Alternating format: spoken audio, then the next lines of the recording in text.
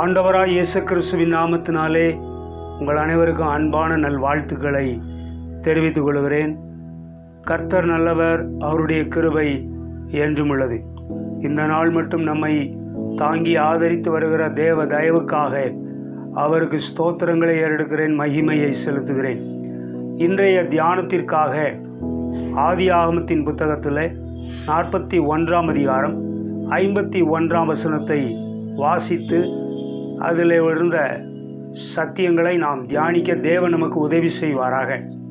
குறிப்பாக இன்றைய தியானத்தில் என்ன தலைப்பு கொடுக்கப்படுகிறது என்று சொன்னால், மறக்க வேண்டிய காரியங்கள், மறக்கக்கூடாத காரியங்கள் என்ற 2 விஷயங்கள் இருக்கிறது. மறக்க வேண்டிய காரியம் என்ன என்று சொல்லி ஒரு 2 காரியங்கள் நாம் தியானிக்க இருக்கிறோம். விசேஷமாக நம்முடைய வாழ்க்கையில் சில விஷயங்களை நாம் மறந்துதான் ஆக வேண்டும். அந்த ஞாபக மறதி என்று சொல்லி பார்க்கும் பொழுது அது எல்லோருக்கும் இயல்பாகவே அது இருக்கிறது என்பதை நாம் அறிந்து கொள்ள வேண்டும். அநேக விஷயங்களிலே, அநேக காரியங்களிலே, அன்றாட வாழ்க்கையிலே மறந்து விடுகிறோம். சில விஷயங்களை மறந்து விடுகிறோம். அதே போல் தேவனுக்கு கூட அந்த மறக்கும் ஒரு தன்மை அல்லது ஒரு சுபாவம் உண்டு என்பதை நாம் அறிந்து கொள்ள வேண்டும். எப்படி என்று பார்த்தால், தேவன் மறக்கிறார். எதை மறக்கிறார் என்று சொன்னால், நம்முடைய பாவங்களையெல்லாம் அவர் மன்னித்து அவர் மறந்து விடுகிறார் என்று வேதம் சொல்லுகிறது. அவர் மறந்து விடுகிறார். அப்புறம் அவர் அதை நினைப்பது இல்லை என்றெல்லாம் வேதம் சொல்லுகிறதை நாம் பார்க்கிறோம். நம்முடைய வாழ்க்கையில் நாம் மறக்க வேண்டிய காரியம் என்ன அப்படின்னு சொல்லி பார்க்கும் பொழுது, நான் சொன்ன இந்த வசனத்தில் ஒரு தேவ மனிதனை நாம் பார்க்கிறோம். என்ன, எப்படி எழுதியிருக்கிறது பாருங்கள். யோசேப்பு என் வருத்தம் யாவையும் என் தகப்பனுடைய குடும்பம் அனைத்தையும் நான் மறக்கும்படி தேவன் பண்ணினார் என்று சொல்லி மூத்தவனுக்கு மனாசே என்று பெயரிட்டான். யோசேப்பு அவன் சொல்ற ஒரு ஸ்டேட்மெண்ட், என் வருத்தம் யாவையும் நான் மறக்கும்படி தேவன் பண்ணினார். முந்தின அதிகாரங்களெல்லாம் நாம் வாசித்து பார்த்தால்தான் யோசேப்பு பட்ட வருத்தம் எல்லாம் நமக்கு தெரிய வரும். வேதத்தை அந்த பகுதியெல்லாம் வாசித்தவர்களுக்கு நன்றாகவே தெரியும். யோசேப்பினுடைய வாலிப வயதிலே முதலாவது அவன் கொலை செய்யப்பட வேண்டும் என்று சொல்லி அவனுடைய சகோதரர்கள் நினைத்தார்கள். பிற்பாடு அவனை தண்ணீர் இல்லாத ஒரு குழியிலே தூக்கி போட்டார்கள். அதன் பிற்பாடு 20 வெள்ளிக்காசுக்கு எகிப்துக்கு போய் கொண்டிருந்த வியாபாரிகளிடத்திலே அவனை விற்று போட்டார்கள். இதையெல்லாம் அவனுடைய வாழ்க்கையிலே அது சந்தோஷமாகவா இருந்திருக்கும்? வருத்தத்தை ஏற்படுத்தி இருக்கும். வருத்தத்தை, வேதனைகளை அதிகமாக ஏற்படுத்தி இருக்கும். எகிப்துக்கு வந்தவன் போத்திபாரின் வீட்டிலே வேலைக்கு அமர்த்தப்பட்டான். அங்கே வேலை செய்து கொண்டிருந்த நாட்களிலே என்ன நேர்ந்தது என்று சொல்லி நமக்கு தெரியும். அவன் செய்யாத ஒரு குற்றத்திற்காக அவன் மேல் பழி சாட்டி அவன் அநியாயமாய் சிறையிலே தள்ளப்பட்டான். அதுவும் வருத்தம், வருந்துகிற ஒரு சூழ்நிலை, வருத்தம். பல ஆண்டுகளாக செய்யாத ஒரு தவறுக்காக சிறை கூடத்திலே அவன் என்ன செய்தான்? வருத்தத்தை அனுபவித்துக் கொண்டிருந்தான், வேதனையை அனுபவித்துக் கொண்டிருந்தான் என்று சொல்லி நாம் அறிய வேண்டும். இப்படி வாலிப வயதில், அந்த 17 வயசில் அவன் விற்கப்பட்டு இவ்விதமாக எகிப்துக்கு வந்து சேர்ந்தான் என்பதை நாம் அறிந்திருக்கிறோம். அதன் பிற்பாடு எல்லாமே அப்படி வருத்தத்தில் தான் போய்கிட்டே இருக்கு நாட்கள். ஆனால் அதற்கு இடையில என்ன சம்பவித்தது என்பதை வேதத்தின் மூலமாய் நாம் அறிந்து கொள்ள முடியும். பார்வோன் ராஜா அவன் கண்ட சொப்பனத்தினாலே, அந்த சொப்பனத்துக்கு அர்த்தத்தை சொன்னதினாலே யோசேப்பு அந்த இடத்துல உயர்த்தப்படுகிறான். அதை நாம் அறிந்திருக்கிறோம். அவன் உயர்த்தப்பட்டான். உயர்த்தப்பட்டு பார்வோன் சொல்கிறான், சிங்காசனத்தில் மாத்திரம் எனக்கும் உனக்கும் வித்தியாசம் உண்டு. நான் உன்னை விட உயர்ந்த சிங்காசனத்திலே உட்கார்ந்திருப்பேன். மற்றபடி எகிப்து தேசமே உன் கையில் தான் இருக்கிறது. நீ விரும்பினபடி என்ன செய்யலாம், நடத்தலாம், ஜனங்களை நடத்தலாம் என்று சொல்லி அந்த ஒரு ஆளுகை செய்யக்கூடிய அந்த விஷயத்தை, காரியத்தை யோசேப்பிடத்திலே ஒப்பு கொடுத்தான் என்பதை நாம் அறிந்திருக்கிறோம். அதன் பிற்பாடு பார்வோன் ராஜா என்ன சொன்னான் பாருங்க.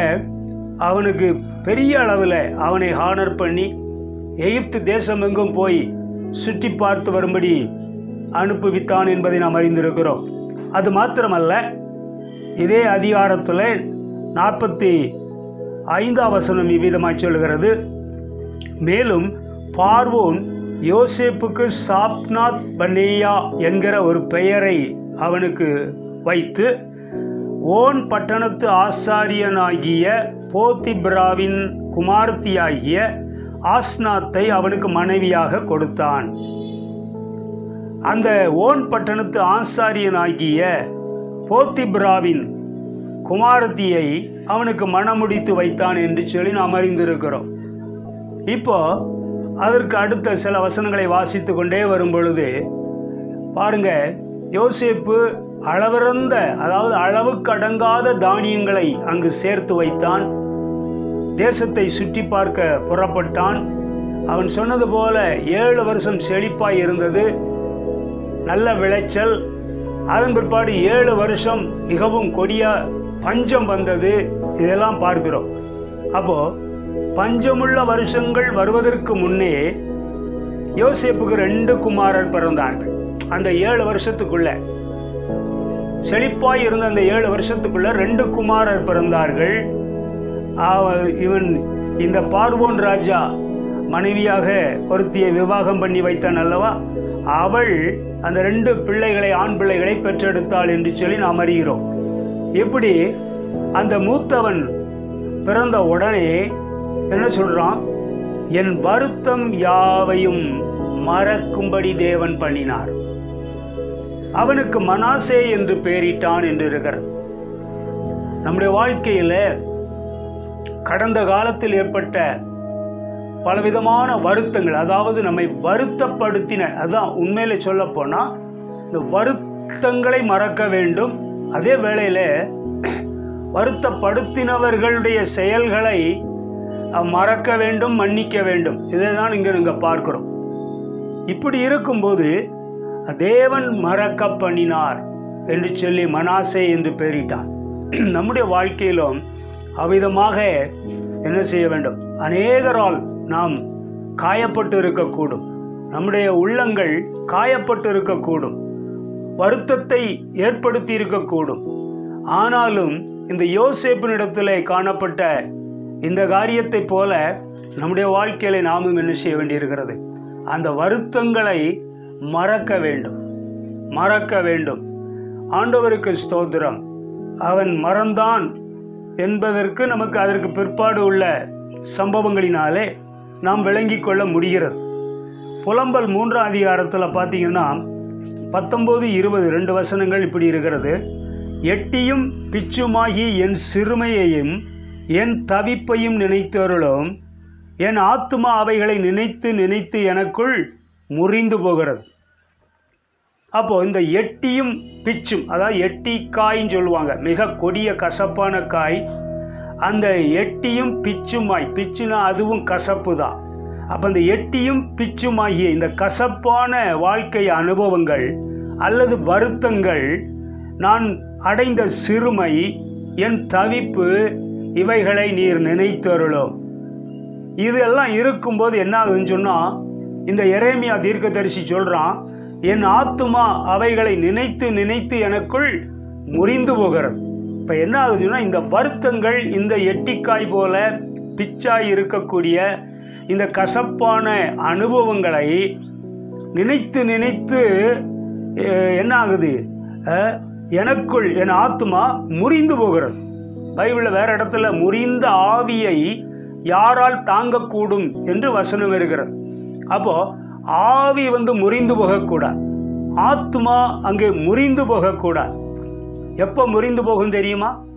இது போன்ற இந்த வருத்தங்களை மனதிலே வைத்து கொண்டே இருந்தால் ஆவி அல்லது அந்த ஆத்மா முறிந்து போகும். முறிந்த ஆவியை யாரால் தாங்கக்கூடும்? யாருமே அதை தாங்க முடியாது, தூக்கி நிறுத்த முடியாது. ஆகவேதான் என்ன செய்ய வேண்டியிருக்கிறது, அந்த பழைய வருத்தங்களை நாம் மறக்க வேண்டும். மறந்தால் அது நமக்கு நன்மையை கொண்டு வரக்கூடியதாய் இருக்கும் என்பதை நாம் அறிந்து கொள்ள வேண்டும். பாருங்க, ஆண்டவர் இயேசு மத்தேயுவில் சொல்லும்போது கூட, உன் சகோதரன் உனக்கு விரோதமாய் ஒரு தவறு குற்றம் செய்துவிட்டால் அவனை நீ மன்னிக்க வேண்டும் என்றெல்லாம் சொல்லுகிறார். அவனோடு நீ ஒப்புரவாகு, பின்பு உன் காணிக்கையை செலுத்து என்று சொல்லுகிறார். உன் காணிக்கை முக்கியமல்ல, நீ அவனோடு சமாதானமாய் இருக்க வேண்டும், நீ ஒப்புரவாகி இருக்க வேண்டும் என்று சொல்லி அவர் சொன்னதாக பார்க்கிறோம். ஒரு இடத்துல சீஷன் கேட்டான், ஒருத்தன், நான் எத்தனை தடவை மன்னிக்க வேண்டும்? எனக்கு விரோதமாய் தவறு செய்தால், குற்றம் செய்தால் நான் அவனை எத்தனை தடவை, 7 தடவையா என்று கேட்டான். 7 தடவை அல்ல, 770 தடவை என்று சொல்கிறார். அப்படியானாலும் அது ஒரு முடிவில்லாத மன்னிப்பை கொடுக்க வேண்டும் என்ற அர்த்தத்தில் அங்கே சொல்லப்பட்டிருக்கிறது. ஆண்டவருக்கு ஸ்தோத்திரம். இவ்விதமாக அங்கே சகோதரர்களை மன்னிக்க வேண்டும். அந்த சகோதரர்கள் ஏற்படுத்தின இந்த வருத்தமான காரியங்களை என்ன செய்ய வேண்டும்? அதை மறக்க வேண்டும், அப்புறம் மன்னிக்க வேண்டும். ஆண்டவருக்கு மகிமை உண்டாகட்டும்.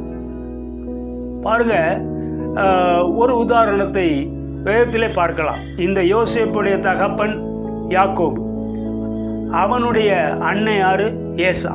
இந்த ஏசா யாக்கோபு 2 பேரும் இந்த ஆரம்ப காலத்தில் அங்கே வீட்டில் அங்கே நடந்த பிரச்சனை. யாக்கோபு ஏசாவை ஏமாற்றி தகப்பனுடைய ஆசீர்வாதங்களை வாங்கி கொண்டான் என்பதெல்லாம் அறிந்திருக்கிறோம். அப்போ அந்த ஒரு இடத்துல ஏசா அண்ணன் என்ன தெரியுமா சொல்கிறான்? என் தகப்பனுக்காக துக்கம் கொண்டாடக்கூடிய ஒரு நாள் வரும், அப்பொழுது இந்த யாக்கோபு வருவான், அப்போ என்ன செய்யலாம்? அவனை காலி பண்ணி விடலாம், போட்டு தள்ளிவிடலாம் என்று சொல்லி தன்னுடைய தம்பியை அவ்விதமாய் செய்துவிட வேண்டும் என்று சொல்லி இந்த ஏசா நினைத்தான். அது நாம் வேதத்தில் பார்க்கிறோம். அப்போ இந்த ஏசாவுக்குள்ள எப்படிப்பட்ட பிற்பாடு அதுபோல சம்பவம் நடக்கவில்லை என்பது அது வேற காரியம். ஆனால் அவன் மனதுக்குள் இருந்த எண்ணம் எப்படி இருந்தது? அவனுக்குள்ள ஒரு கொலை செய்து விட வேண்டும், தம்பியை கொலை செய்து விட, என்னை ஏமாற்றி 2 தடவை என்னுடைய ஆசீர்வாதங்களை எல்லாம் என்ன செய்தான்? அவன் பறித்து விட்டான் என்று சொல்லி அந்த கோபம் அவனுக்குள்ளே இருந்து கொண்டே இருந்தது. அதனால தான் பைபிளில் சொல்லியிருக்கிறது பின்னாடி பார்த்தீங்கன்னா எபிரேயர் 12ஆம் அதிகாரத்தில் சீர்கட்ட ஏசாவை போல என்று சொல்லியிருக்கு. சீர்கட்ட ஏசாவை போல ஒருவனும் இருக்க வேண்டாம். ஏன் என்று சொன்னால், யாதொரு கசப்பான வேர் முளைத்து எழும்பி கலக்கம் உண்டாக்குகிறதுனாலே, கலக்கம் உண்டாக்குகிறது. அந்த கசப்பான வேர் இருந்து கொண்டே இருக்குமானால் அது லைஃப்பில் என்ன வரும்? கசப்பான கனியையே தரும். ஆண்டவர் சொன்னது போல் அது அந்த கனி ஸ்வீட்டாக இருக்காது, இனிமையாக இருக்காது. ஏன்னா வேறே கசப்பாக இருக்குது, வேறே கசப்பாக இருக்குது. அப்போ அந்த கொலை செய்ய வேண்டும் என்ற ஒரு எண்ணம் அவனுக்குள்ளே இருந்து கொண்டே இருந்ததுனால அது கசப்பான வேறாய் இருந்து அது பிற்பாடு என்ன வரும்? கசப்பான கனியை கொண்டு வரும். அதனுடைய செயல்பாடு எதில் முடியும் தெரியுமா? உண்மையிலே நான் அதை தொடர்ந்திருந்தால் கொலையில் தான் முடிந்திருக்கும். ஆனால் கர்த்தருக்கு ஸ்தோத்திரம். அப்போ அந்த சீர்கட்ட மனுஷனாகிய என யாக்கோபை போல என்று சொல்லப்பட்டிருக்கிறது. அது தெளிவாக எபிரேயர் 12ல் பாருங்க, யாவரோடும் சமாதானமாய் இருக்கவும் பரிசுத்தமுள்ளவர்களாய் இருக்கவும் நாடுங்கள், பரிசுத்தம் இல்லாமல் ஒருவனும் கர்த்தரை தரிசிப்பதில்லையே, ஒருவனும் தேவனுடைய கிருபை இழந்து போகாதபடிக்கும் யாதொரு கசப்பான வேர் முளைத்தெழும்பி கலக்கம் உண்டாக்குறதினால் அநேகர் தீட்டுப்படாதபடிக்கும் ஒருவனும் வேசிக்கள்ளனாகவும் ஒருவேளை போஜனத்துக்காக தன் சேஷ்ட புத்திரபாகத்தை விற்று போட்ட ஏசாவை போல சீர்கட்டவனாகவும் இராதபடிக்கும் எச்சரிக்கையாயிருங்கள். அப்போ இந்த ஏசாவுக்கு என்ன ஒரு அடைமொழி? சீர்கட்ட மனுஷன். இந்த மாதிரி அப்போ அந்த அந்த ஸ்பாவம் யோசேப்பினிடத்தில் இல்லை. அதைத்தான் இங்கு சொல்ல வருகிறேன். அப்போ அந்த வருத்தங்கள், சகோதரர்கள் ஏற்படுத்தின அந்த வருத்தமான காரியங்கள், அதெல்லாம் மனசுல அப்படியே வச்சுக்கிட்டு இருந்தா, இப்போ நீங்க தொடர்ந்து படிக்கும்போது யோசேப்பு கண்ட சொப்பனம் நிறைவேறுது. அங்க வர்றாங்க 10 பேர் வர்றாங்க. 10 பேர் வந்து என்ன செய்யறாங்க? தானியம் வாங்க வர்றாங்க எகிப்துல. ஆனா யோசேப்பு அங்க பெரிய பதவியில இருக்கிறான். அவனை பார்த்து எல்லாம் வாங்கிட்டு போகணும். அவனை பார்த்தோடனே 10 பேரும் தாழ விழுந்து அவனை வணங்குகிறார்கள். இப்போ அவன் கண்ட சொப்பனம் இங்கே இப்போதான் நிறைவேறுது. 10 பேரும் அவன் முன்னாடி வந்து விழுந்து வணங்குகிறார்கள். வணங்கி தானியம் வாங்கிட்டு போகலாம் என்று சொல்லி வந்தோம் என்று சொல்கிறார்கள். கர்த்தருக்கு ஸ்தோத்திரம். ஆனால் இந்த இடத்துல நாம் படித்து பார்க்கும் பொழுது யோசேப்புக்கு தெரியும், வந்திருக்கிற 10 பேரும் தன்னுடைய அண்ணன்மார்கள், சகோதரர்கள் என்பதை அவன் அறிந்திருந்தான். ஆனால் இந்த 10 பேருக்கும் யோசேப்பை அடையாளம் காண முடியவில்லை. அந்த அளவுக்கு அவன் மாற்றம் அடைந்திருந்தான். ஆண்டவருக்கு ஸ்தோத்திரம். இவ்விதமாக யோசேப்பு அறிந்திருந்தான். அப்படி இருக்கும்போது தொடர்ந்து உள்ள சம்பவங்களை எல்லாம் நான் வாசித்து பார்க்கும் பொழுது இவன் யோசேப்பு தன்னுடைய வருத்தங்களை எல்லாம் மறந்திருந்தான். தேவன் அவனுக்கு அப்படிப்பட்ட கிருபையை கொடுத்து மறந்திருந்தான். இப்போ வந்திருக்கிற சகோதரர்களை திரும்ப அவனுக்கு தெரிந்துவிட்டது. சகோதரர்கள் என்று சொல்லி அறிந்து கொண்டான். நீங்கள் விற்று போட்ட எகிப்தியரிடத்தில் விற்று போட்ட யோசேப்பு நான் தான் என்று சொன்னதாய் நாம் வாசிக்கிறோம். அப்போ இந்த அளவு தெரிந்து வைத்திருந்தவன் அவர்களை என்ன வேண்டுமானாலும் செய்திருக்கலாம்.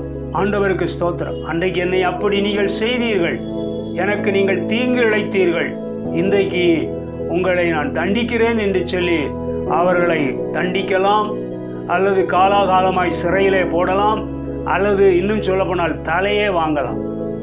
ஆனால் யோசேப்பினிடத்துல நல்ல ஸ்பாவம் காணப்பட்டது.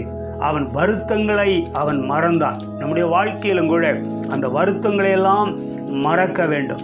அதுபோல நமக்கு யார் நம்மை வருத்தப்படுத்தினார்களோ அவர்களை என்ன செய்ய வேண்டும்? மன்னிக்க வேண்டும். அப்படியானால் தான் ஒரு தெய்வீக சமாதானம் நம் உள்ளத்தை என்ன செய்யும்? நிரப்பும், ஆளுகை செய்யும் என்பதை நாம் என்ன செய்ய வேண்டும்? அறிந்து கொள்ள வேண்டும். இந்த பகுதியிலே ஒரு வசனத்தை நான் சொல்லி இதில் முடிக்கிறேன். இதே ஆதியாகமத்தின் புத்தகத்தில் 49ஆம் அதிகாரத்தில் 22ஆம் வசனம் இப்படி சொல்லுகிறது. அதாவது 1ஆம் வசனத்தை படித்து பார்க்கும்போது யாக்கோபுக்கு இப்போ ரொம்ப வயதாகிவிட்டது. தன்னுடைய பிள்ளைகள், குமாரர்கள் எல்லாரையும் அழைத்து, நீங்கள் எல்லாம் வாங்க, கடைசி நாட்களிலே உங்களுக்கு நேரிடும் காரியங்களை அறிவிப்பேன் என்று சொல்லி நினைச்சிடறான். ஒவ்வொருத்தருக்காக சொல்லிட்டு வர்றான். சொல்லிக்கிட்டே வரும்போது யோசேப்பை குறித்து சொல்லும் பொழுது, யோசேப்பு எப்படிப்பட்டவனா? கனிதரும் செடி. அவன் நீர் ஊற்றண்டையிலே கனிதரும் செடி, அதன் கொடிகள் சுவரின் மேல் படரும். வில்வீரர் அவனை மனமடிவாக்கி அவன் மேல் எய்து அவனை பகைத்தார்கள். ஆனால் அவனுடைய வில் உறுதியாய் நின்றது. அவன் புயங்கள் யாக்கோபுடைய வல்லவரின் கரங்களால் பலத்தன. இதனால் அவன் மேய்ப்பனும் இஸ்ரவேலின் கண்மலையும் ஆனான் என்று சொல்கிறான். யாக்கோபு அவனுடைய அப்பா என்ன சொல்றான்? யோசேப்பை பற்றி கனிதரும் செடி. நல்ல அதாவது ஒரு ப்ராஃபஸியா சொல்றதை நம்ம பார்க்குறோம், தீர்க்க தரிசனமா. இப்போ சொல்றான், அதில் உன் தகப்பனுடைய தேவனாலே அப்படி ஆயிற்று இல்லையா? தேவன் என்ன சொல்றாரு? நான் ஆபிரகாமின் தேவனும் ஈசாக்கின் தேவனும் யாக்கோபின் தேவனுமாய் இருக்கிறேன் என்று சொல்றான். அந்த யாக்கோபுடைய தேவனாலே அப்படி ஆயிற்று. அவர் உனக்கு துணையாய் இருப்பார். சர்வ வல்லவராலே அப்படி ஆயிற்று. அவர் உயர வானத்திலிருந்து உண்டாகும் ஆசீர்வாதங்கள், கீழே உண்டாகும் ஆழத்தில் உண்டாகும் ஆசீர்வாதங்கள் என்று சொல்லி ஆசீர்வாதமான வார்த்தைகளை சொல்லி, அந்த ஆசீர்வாதங்கள் எல்லாம் உன்னுடைய உச்சந்தலையின் மேல் வருவதாக என்று சொன்னான். ஆண்டவருக்கு மகிமை உண்டாகட்டும். இவ்விதமாக இந்த யோசேப்பு ஒரு ஆசீர்வதிக்கப்பட்ட ஒரு மனிதனாய் அவன் காணப்பட்டான். அவன் கனிதரும் செடியாக, நல்ல கனி கொடுக்கக்கூடிய ஒரு செடியாய் அவன் இருந்தான். அநேகருக்கு அவன் ஆசீர்வாதமாய் இருந்தான். இன்றைக்கும் இந்த யோசேப்பை குறித்து நாம் பிரசங்கம் பண்ணும் அளவுக்கு அவனுடைய வாழ்க்கை காணப்பட்டது. நம்முடைய வாழ்க்கையிலே முதலாவது மறக்க வேண்டிய அந்த லிஸ்ட்ல என்ன செய்யணும்னா வருத்தங்களை மறக்க வேண்டும். வருத்தங்களை மறக்க வேண்டும். நமக்கு வருத்தத்தை உண்டு பண்ணின மனிதர்களை நாம் என்ன செய்ய வேண்டும்? மன்னிக்க வேண்டும். அந்த மன்னிக்கிற சுபாவம் வந்தால் தான் இந்த யோசேப்பு போல நாம் காணப்பட முடியும். தேவனிடத்திலிருந்து ஆசீர்வாதங்களையும் பெற்றுக்கொள்ள முடியும். ஜெபம் செய்வோம். நல்ல தேவனை நாங்கள் உம்மை துதிக்கிறோம், ஸ்தோத்திரிக்கிறோம். மறக்க வேண்டிய காரியங்களிலே எங்கள் வாழ்க்கையிலே ஏற்பட்ட வருத்தங்களை நாங்கள் முதலாவது மறக்க நீர் எங்களுக்கு உதவி செய்யும். எங்களுக்கு தீங்கு நினைத்தவர்கள், தீங்கு செய்தவர்கள், இவர்களை மன்னிக்கக்கூடிய சுபாவத்தை எங்களுக்கு தாரும். சிலுவையிலே ஆண்டவரே ஆணி அடித்து உம்மை கொலை செய்த பொழுது அப்படிப்பட்ட மனிதர்களை கூட ஆணிகளை கொண்டு அறைந்தவர்களை பிதாவே இவர்களுக்கு மன்னியும் என்று சொல்லி நீர் ஜெபித்தீரே. ஆண்டவரே ஸ்தோத்திரம். அதுபோல கர்த்தாவே நாங்களும் ஜெபிக்கத்தக்கதான கிருபைகளை எங்களுக்கு தாரும். தேவனுடைய இரக்கத்தையும் ஆண்டவரே ஆசீர்வாதத்தையும் நாங்கள் பெற்றுக்கொள்ள எங்களுக்கு உதவி செய்யும். வார்த்தையை கேட்ட நம்முடைய பிள்ளைகளை ஆசீர்வதியும். இயேசுவின் நாமத்தில் பிதாவே, ஆமென், ஆமென்.